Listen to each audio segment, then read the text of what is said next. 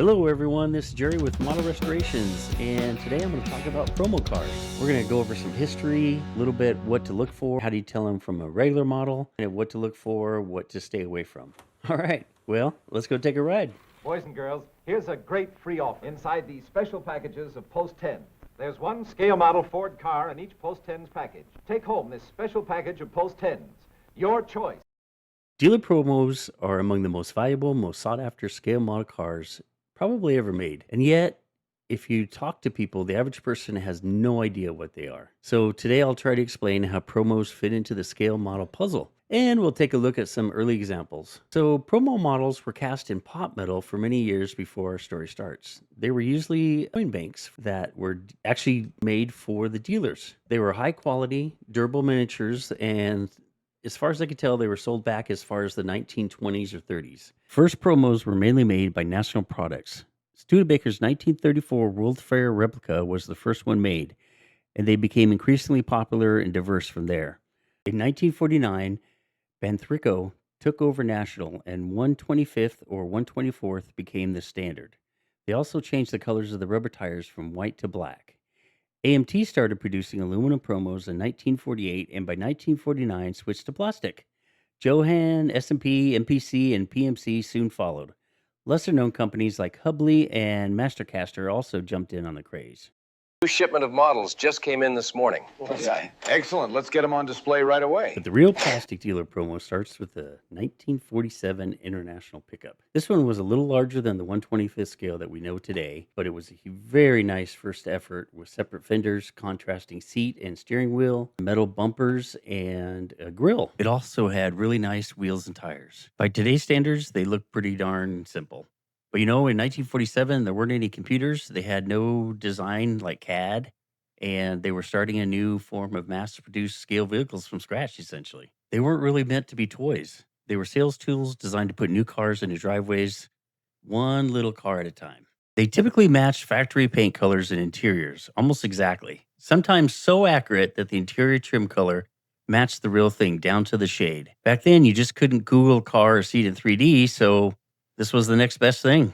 Well, some ended up in kids' toy boxes. Others stayed pristine in the original boxes. Today, untouched promos can be worth hundreds, or if not more, of dollars. And if it's a rare car, oh man, watch out. While being molded in colored plastic, the promos typically had chrome parts also, rubber tires, but often no opening doors or hoods. For some that had opening hoods, under the hood was usually a simple molded engine plate, not a fully detailed motor like in a kit. Many promos have molded in markings on the undercarriage showing the year, make, model, etc., plus any special features. Just take a look at the undercarriage of this promo. They call out that it has aluminized exhaust, 32,000-mile lubrication, and a torque flight transmission. All these were big deals back then.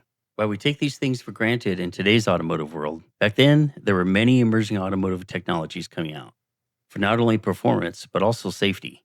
Some promos even have writing under the hood or on the firewall, showing the car's specs like engine size, performance ratings, etc. But for collectors, these are gold.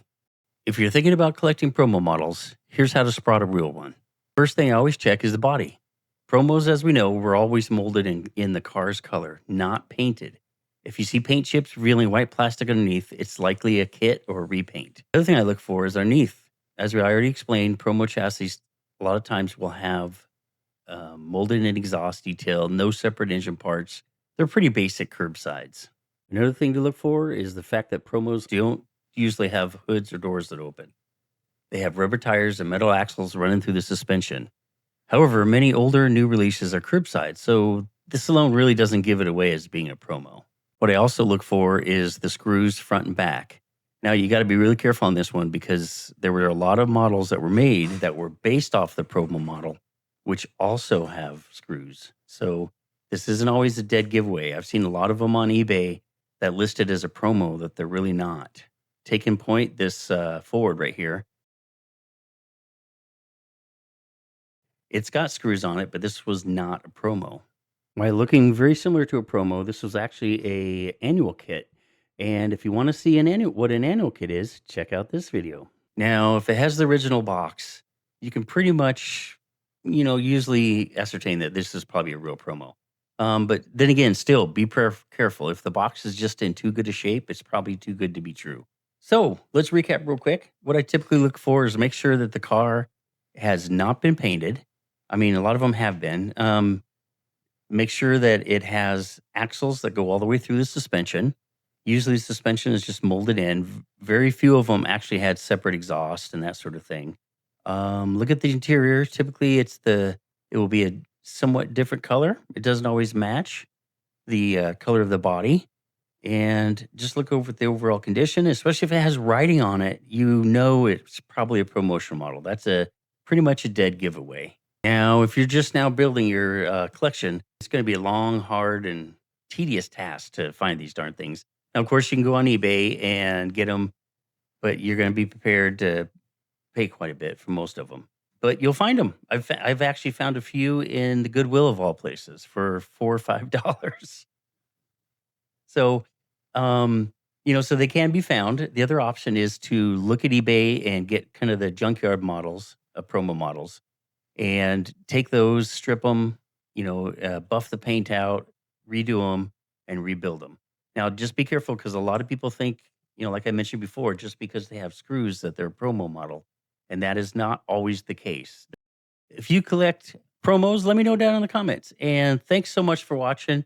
And I hope you take the time real quick just to subscribe and hit that like button. It really helps me a lot. Check out this next video. It's the history of models, and I think it will also explain a lot of things. I'd like to trade this for 12 promo models, please.